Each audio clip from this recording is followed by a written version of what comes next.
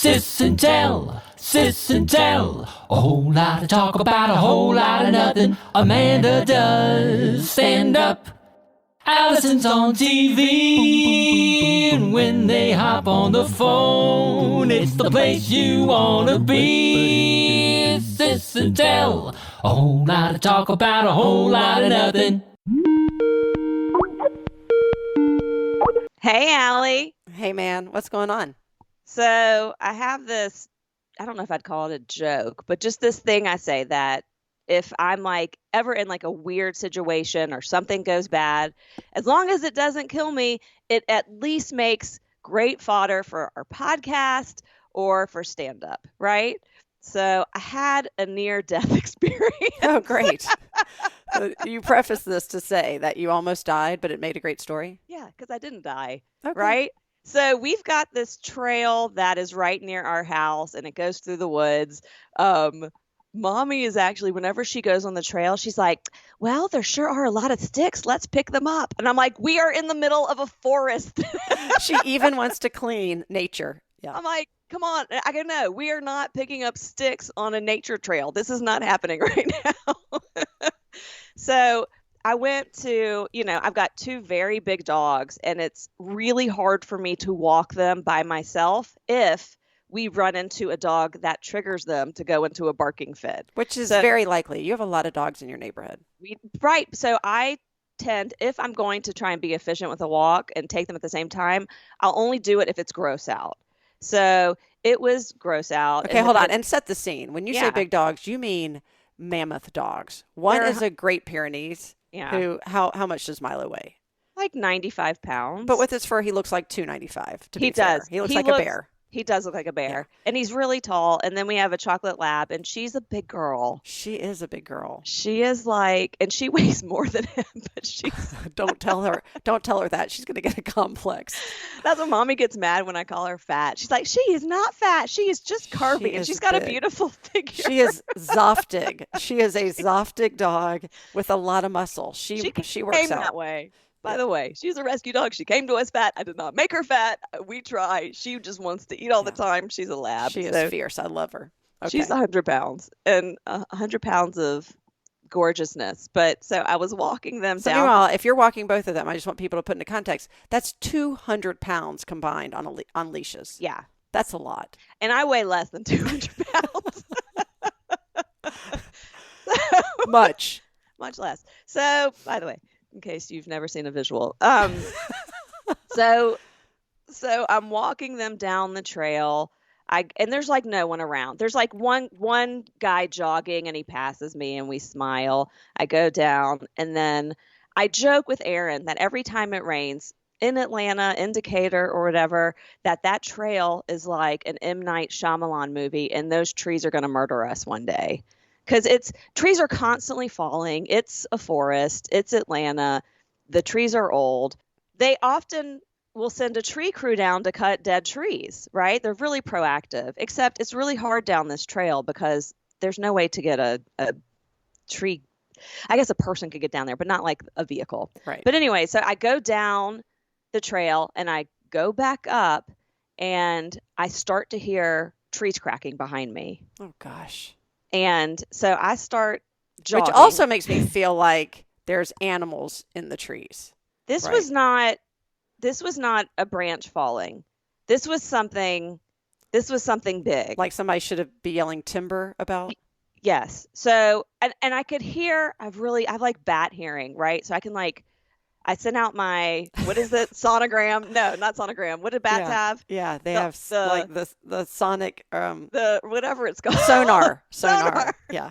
I was like, boop, boop, boop, boop, boop. I'm like, I knew it was far enough behind me that it wasn't going to hit me. And I turn around, I kind of do this little jog, and I turn around, and I can see something falling through the tree canopies. Oh, come on. Right? But I had gone around the bend of the trail, so I didn't know if like a giant branch fell like in the forest, if a tree fell in the forest, or if something fell over the trail. So I took the dogs back, and I circled back. Not only did one probably 100-foot tree fall, two fell, because one tree fell and it took down another tree, and it was on the path. And I missed it maybe by 30 to 60 seconds. Oh my gosh. And I passed that spot twice, right? So everything I did that day counts, right? Like every little second is the way I was walking the dogs. KB wanted to sniff. I didn't let her on the way back. I'm like, you got your sniffing done. I was doing this really funny jog with Milo because I realized if I pretended to run in place that he would start running. And so I started doing that. You know what I mean? Like, it's like all these like little things that, and twice I passed that spot. So I survived. So the real moral to that story is I really hope you enjoyed your last walk in the forest by your house, because once Mommy and Daddy hear this podcast, you will never be allowed to go into the forest again. I just don't know, Amanda. That is not safe. We should not go into the forest. I mean, it's one thing for an errant branch or two, and that still is scary. For an entire tree to fall, isn't there like some city agency, that like forestry agency that can come and test the trees and then take down the ones that are about to fall? I'm serious. We're talking about 1,000. It's a forest. We're the city in the forest. You know, it is. There's way too many. But they send crews down all the time. But who maintains the path? Is that organic, or is that a city-run path? No, it is an official path. It's not just like... Okay, well, there is liability and responsibility. If you've created an official path for pedestrians, then I'm sorry. You have to take responsibility for the foliage and the trees around it. Yeah. I'm not a lawyer, but I watch a lot of law shows. Right. And your sister's married to one. Right. No, I called them and was like, hey, a tree fell and almost murdered me. You got to clear the tree.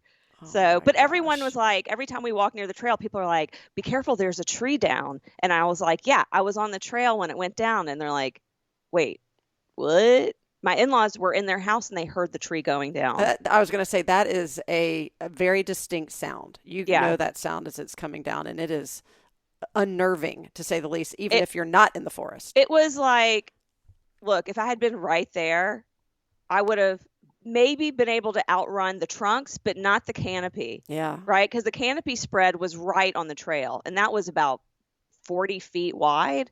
So it's like, I don't know if it was like I went back and I kind of had this moment of that could have been my grave. Right. Yeah. So anyway. Oh gosh. I survived. Well, I'm glad you survived. Although not that I wanted you to die anytime soon. But I will say, selfishly, that would have made a great story, right? How did your sister perish? You won't believe this. She was walking her dogs, and she got killed by not one, but 2 trees that fell in the forest. And the dog survived. And they licked her face. It was the last thing she felt. I didn't have my phone with me either. Oh, so gosh. I was like... What if you'd been trapped under the tree trunk? It would have been like a Lassie episode. Yes, it would. K-Boo, Milo, go get help. Which one would have gotten help from me? Neither. No. They would have gone. They would have gone to sniffing. They would have said, "We're free at last." I think K-Boo would have just stayed with me, because one time someone left the back gate open and we found out because K-Boo showed up at the front door. She's not going anywhere. I was like, "What's that noise?" And I went to the front door and K-Boo's scratching to get back in the house. She just went around and was like, "Okay, I'm done. Can you let me back in?" Right. I'm not going anywhere. I've got life. Life is too good over here. Meanwhile, Milo, when he's escaped, he goes on walkabouts. And the Great Pyrenees Rescue of Atlanta, where we got him from, they're like, if your dog escapes, let us know, and we will send out a search party. So he escaped, and I contacted them, and they're like, the good news is they tend to just go up to the first person they see because they're so. And that's what he did. He went up to someone and was like, "Hey, aren't you going to tell me I'm handsome?" And then how did they know how to reach you? I mean, he's got tags. Oh, right.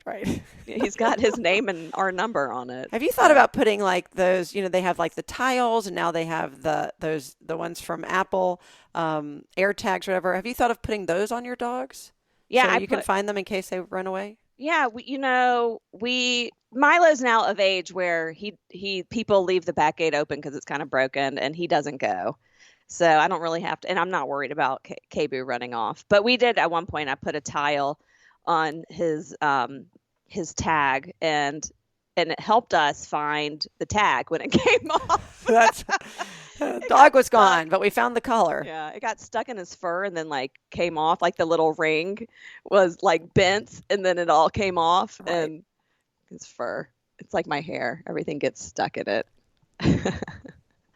So in addition to my near-death experience being a first for me, I also experienced a first this week, and that was really Ruby's first. I took her to her first concert. Oh, everyone remembers their first concert. First concert alone and then first concert with parents. Yeah. Those are maybe different. What was your first concert? I think it was probably City Stages, if that counts. So, which is Ish. it was a music festival. Yeah. And I would go with mommy and daddy every summer until I got too old, or in my head, too old to go with them. But we would see like Chuck Berry, like all the old, like we would get to see amazing icons. I got someone chucked a beer at my head at the Chuck Berry show. I couldn't see. I was like 12, and mommy and daddy told me to stand on top of my chair. And I said, I don't want to block people though. But I would have been like as tall as like a tall man. Yeah. Right. So I did. And then someone took their red Solo cup full of beer and chucked it at my head. Oh my goodness. And then I was in a bad mood. Well, my first concert that I remember, mommy and daddy took me to, I swear I was like 5 years old, and it was a singer named Mac Davis. I don't know if you ever heard of Mac Davis. What does he sing? I have no idea, but at the time, I know I was in love with him because I have a vivid memory of dancing in the aisle and thinking he was singing Just for Me. I don't know if it was Birmingham or we went to Tuscaloosa. Wherever it was, I mean, I can really remember me there and loved him. But my first concert where I feel like, I went with friends, and we had one parent who came with us, was in 6th or 7th grade. I went to go see the Police. Mm-hmm. And Ooh. yeah, and Dr. Bierman, he was our chaperone. He took us, I remember, because he was so cool, and we kind of sat a few rows away from him. We had really high seats, but a bunch of us went, and oh my gosh, I saw the Police twice more after that, and Sting one more time. I loved the Police. I never go to concerts anymore. So Mac Davis used to write for Elvis Presley early on in his career. And I'm not sure if this is the song I have in my head, but one of his most popular songs was A Little Less Conversation. No. Is that that's not his original song. It can't be. It's it may be, and he's a country, so maybe he had a different, because I feel like there's like a modernized. Who sings that song? A little less conversation. I can hear it. A little less conversation. Conversation. Yeah. What's that? That feels like Elvis, but no. But maybe it's Mac Davis. I don't. Let's see. Let's hear. Here is. Let's see if you can hear this. Okay. Let's see.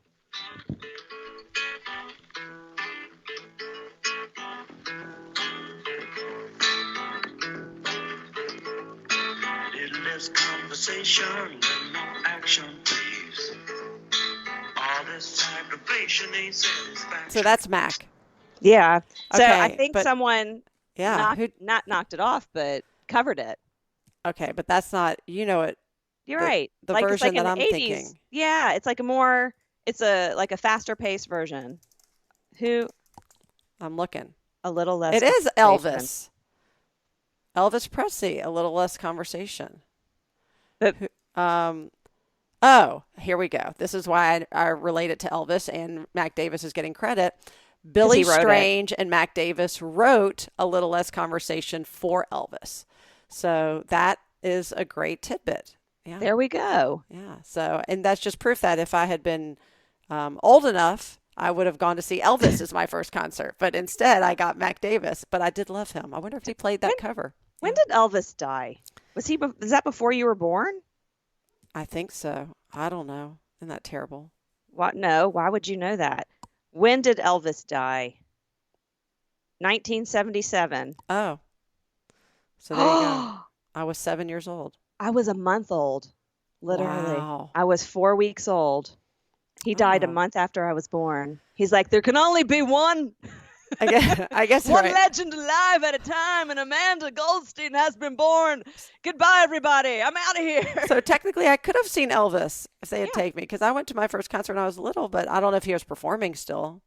by that time. No, But by that time. okay, sorry. So we totally digress. So Ruby's Yeah. first concert, and who Yes. did she see? She saw so this band called Beach Bunny, and it's very, very poppy. And these two other bands opened for Beach Bunny, and they were all lead Are they singer. related to the Wiggles? It sounds very No, Wigglish. it was Okay. not. It's like she has a song that's viral on TikTok. It was really good. They were, like not my style of music, but all very good. These two other bands opened for her. One was Kai Vaz, this woman who does like techno pop, and this other band called Wednesday, which is based out of Asheville.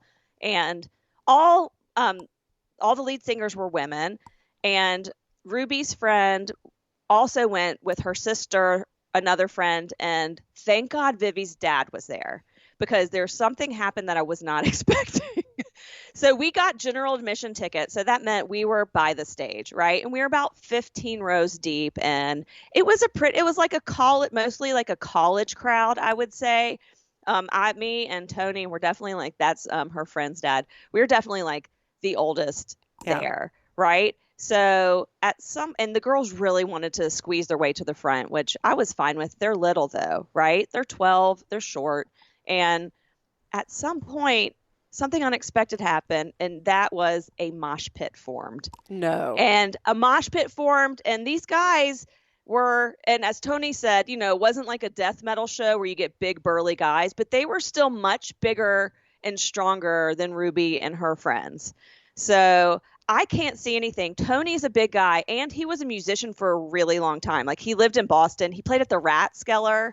Like, he was in like heavy metal bands. So he knew what to do. He was like Moses parting the Red Sea with this mosh pit to check on the girls, right? Oh my gosh. Because I was like, oh my God, what's happening? And these guys they're like jumping on each other, ramming into each other. Right, that's how people get hurt. That's how people get hurt and trampled. So he ran through, split them across, shoved these guys around, and went up to them. And they're like, stop spawning on us, Dad, which is like a video game. Spawning? Yeah, it's a video game. I thought maybe term. they used the wrong word. Nope. That's a term? It's like spawning is when all of a sudden a character reappears. And like if a character dies and then reappears in the game, you spawned back into the game. Oh my gosh. So he's like, you good? And like, yeah. And Ruby's like, I punched someone to get him out of my way. Because, Ruby, she's tough. So they managed to get to the front, and Tony could see everything, and he kept on doing this thumbs up, thumbs down thing. And then so he was like the conduit. He'd like do thumbs up, thumbs down with them. They'd give a thumbs up. Then he'd turn around to me and give a thumbs up. But if I had been by myself, I would have yanked them out of there. That's a lot to manage. Yeah, it was, because I was getting pushed, and Tony was just like shoving people like with one hand, because he's like a giant dude, and was like, I got this. Oh my gosh. I know you're not going to believe this. I mentioned that, The Police was my first real concert with friends and Dr. Bierman.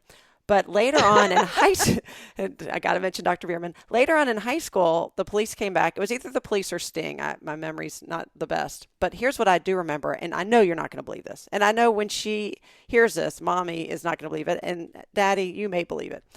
Mommy and Daddy let me sleep out downtown on the street at the Birmingham Jefferson Civic Center. Not in a good part of town way back then. No, not even now, probably. With my two friends, Rachel Huddleston and Alice Chin.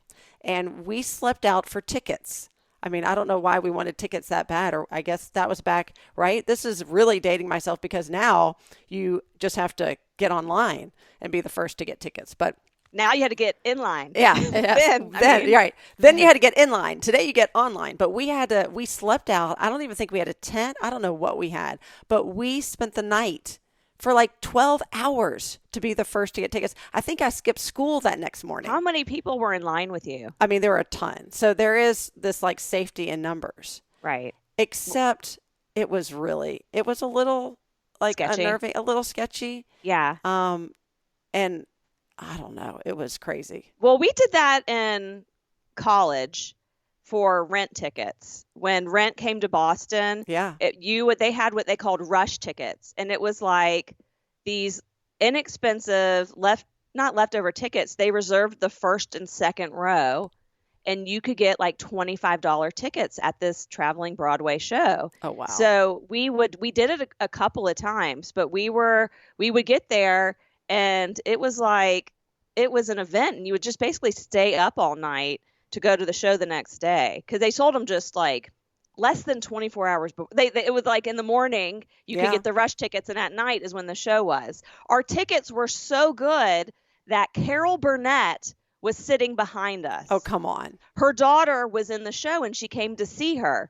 And if I had my wherewithal, man, I don't know why I didn't go up to her and say anything. Oh my gosh. Right? Or at least pull your ear, let her know that you knew Right? who she was. She, if anyone, would have been totally cool with that.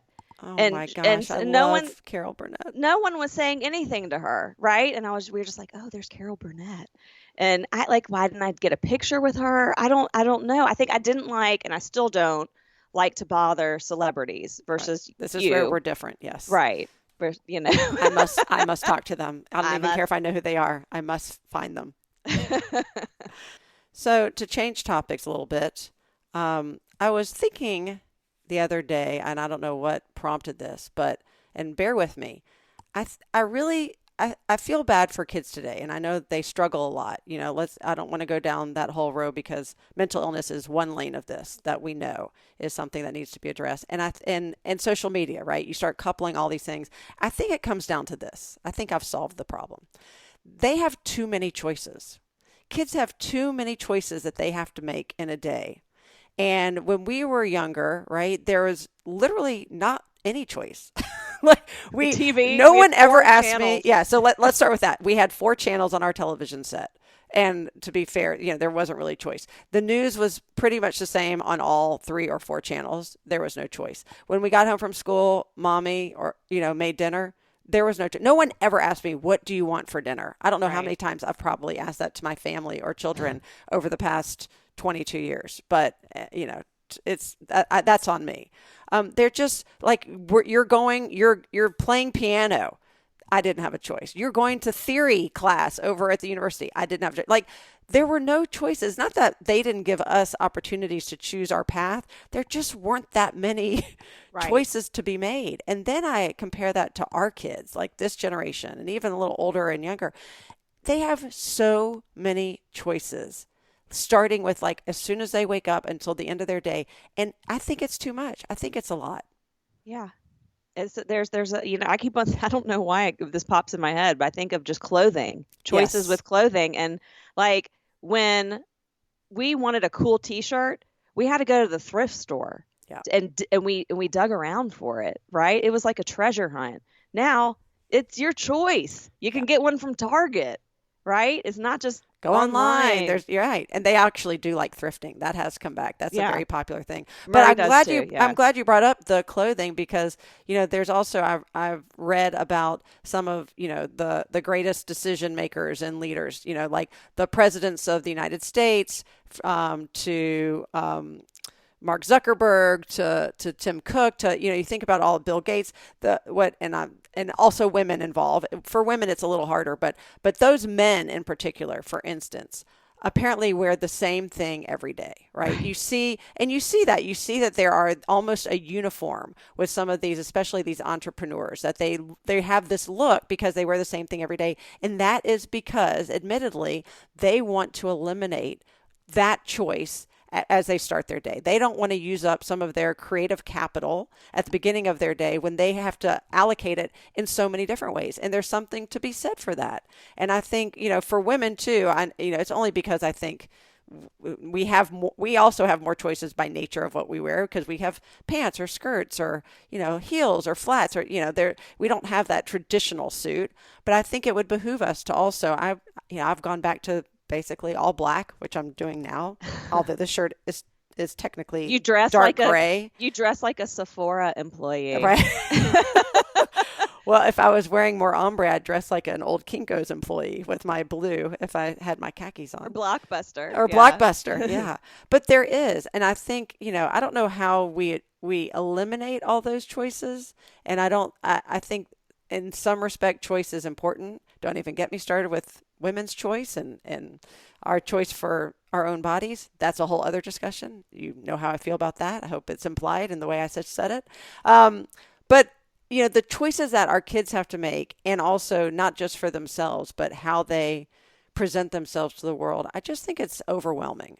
And I think when our kids were little, I know choice was important. So at dinner, for instance, I'd say, okay, what do you want to drink with dinner? And here are the two choices. You can have water or ice water. It's the veil of choice. Yes. And so they would really start with like, I'll take the water. No, tonight I'll have the ice water. And so, it gives them this illusion of making a significant choice. But now it feels like all of their choices, while somewhat insignificant to me, are significant to them, right? What do you put, like, which picture do you put on Instagram? Who do you Snapchat with? When do you like, it's just so much. That's it. I just wanted to say that for the record, because I've been thinking a lot about it and a lot of what our kids are challenged with today. And I feel their pain. God, now I'm thinking, what am I going to make for dinner tonight?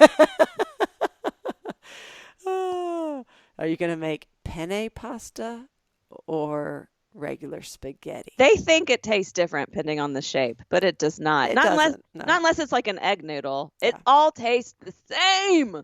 It right? All tastes the same. It's the sauce that makes it taste different, but whatever. They have opinions about shape. Did we have all those options? I feel like it was spaghetti, right? And that's it. See, another evidence of the too many choices. Yeah. Oh, and don't even get me started on how many alternatives to the traditional pasta there are, because now there's veggie pasta and gluten-free pasta and pasta that's made out of hearts of palm. And I mean, it is crazy. Now there are all the different butters. There's regular butter, there's apple butter, there's peanut butter, there's almond butter, mixed nut butter. So I'm starting to sound like that character from what's that Tom Hanks movie? Forrest Gump. Yeah. So we're with all the shrimp. With all the Bubba Gump shrimp. Right. All the Bubba Gump shrimp. Right. And when we were little, there was butter, and I can't believe it's not butter. That was it. We grew up with margarine. I never even used butter forever until I married Aaron and his parents, or we were engaged and we were in Albuquerque, and I went to go make a banana bread. Yeah. And I was like, where's your margarine? And they're like, gross. You use margarine? Who knew? And I was like, but it's better for you. They're like, no, it's plastic. And then I started using butter, and I was like, why does this taste so good? So delicious? Why is this so delicious? Speaking of butter, did you check your pantry for the toxic peanut butter? Shoot. No, and what? I live off of peanut butter. Okay. What brand is it? It's How not do you not know this? Okay, everybody know. Everybody go check your pantries right now. You can go on the CDC website. Toxic peanut butter. And it's a pretty wide range of numbers. So right underneath the Best by Date code, Best by Date is a series of numbers. That is a code. And the CDC put out, I guess it was, I want to say a plant in Kentucky, because it feels pretty close. It was Jif peanut butter, but all different varieties, creamy, crunchy, etc. We do have Jif. We have Jif creamy. We're a big Jif creamy. I will say the good news, or the bad news, and the worst news. The bad news is one of ours, the only jar we own, was in that series of codes. Why is it toxic? What's it doing to you? Is it turning people into Mr. Peanut? No. All of a sudden, you wake up, you're wearing a top hat and a monocle. Now that would be delightful. I'd go search out for that one. You've got a cane. You start doing a little peanut dance. No, I think it made people sick, like a bunch of people sick. So I checked ours, and it was in that series, and I threw it out, but not before I opened it up to realize we had already eaten half of it. So I assume ours wasn't the toxic one, but I don't know. Maybe it was going to be toxic in the second half of the jar. Right. And just to be clear, but that was a sad day. My friend's daughter baked like 2 peanut butter pies for a birthday party or a shower of some sort. She had to throw them away. And then they got the notice. Yeah, and she had to throw away. Now, that's sad. When you make peanut butter pie, I mean, that's sadder than throwing away the jar. That sounds incredible, though. I know. So I follow all these different chefs or, novice cooks on TikTok. And this one guy, all he does is he makes things out of a vintage cookbook from like the 1800s. And it's all like, you're like, that's not going to work. Like there's like a water pie and you don't mix anything. You just kind of pour things in this pie shell. He made a 3-ingredient peanut butter cookie with just peanut butter. It was a cup of peanut butter, half a cup of sugar, and 1 egg, right? And he's like, there's no way this is going to work. It doesn't have flour. It doesn't have baking powder or whatever goes into it. And he made them and they looked delicious. And he said they tasted delicious. But now I want to make it, but I can't because I got to go check my gist. Well, once you buy the good peanut butter that's non-toxic, then you got to get me that cookbook, because this is back to my theory. This is back in an age where there was no choice. He had to make those cookies. Why? Because he didn't have, I can't believe it's not butter substitute Or and any avocado ingredients. oil and, all of this like almond flour. He literally had an egg Right. because he had a chicken, right? He had water from the well that he had to dig up himself. It was like and Little House on Presley the had peanut Prairie. butter. It's you like were Little House. eating bear jerky because that's all you had access to. Well water and bear jerky. Is bear and that was jerky your a dinner. thing? Really? Yeah. Back in the 1800s, bear jerky was a thing. I'm Right. pretty sure. I don't know. But that was your only choice, was bear jerky. Well, I do not want to go back to an age where bear jerky is my only choice. So, Well, we know you have choices when it comes to podcasts, so thank you for tuning in and listening to the latest episode of Sis and Tell. Don't forget to share us with your friends, share us with your family, share us with your foes. as always, this has been Amanda and Allison with a whole lot of talk about a whole lot of nothing. We'll catch you next time. Sis and Tell.